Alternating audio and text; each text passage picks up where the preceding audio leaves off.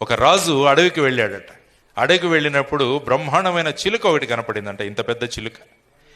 బ్రహ్మాండంగా దానికి బాదము, జీడిపప్పు, పిస్తాలు అన్ని తినిపించడం మొదలుపెట్టారు. దానికేముంది, హాయిగా కంఫర్టబుల్గా ఉంది లైఫ్. అడవిలో ఉంటే ఎగరాలి, పరిగెత్తాలి, దేన్నో పట్టుకోవాలి, తినాలి, ఎక్కడ జామ పండు ఉందో కనుక్కోవాలి, చెట్టు మీదకి ఎగరాలి, ఇవన్నీ. కానీ ఇక్కడ ఏం లేదు, మన దగ్గరికి అన్నీ వస్తున్నాయి. రాజు తన కిటికీ తెరిస్తే ఇది బ్రహ్మాండంగా ఎగురుతూ ఉంటుందేమో అనుకుంటే అది అక్కడే కూర్చున్నది.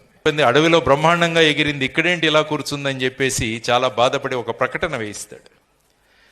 ఈ చిలుకను ఎవరైనా ఎగిరేటట్టు చేస్తే వాళ్ళకు బహుమతినిస్తాను అన్నారు. చాలామంది వచ్చి ప్రయత్నించారు, కానీ అది ఎగరట్లా.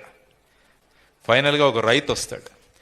రైతు ఒక గొడ్డలి తీసుకొని వచ్చి అది ఏ కొమ్మ మీద కూర్చుందో ఆ కొమ్మను కట్ చేసేస్తాడు. అది వెంటనే ఎగురుతుంది అనమాట. కాబట్టి మనం కూడా లక్ష్య సాధనలో ముందుకు వెళ్ళాలంటే కంఫర్ట్ జోన్ నుంచి బయటపడాలి.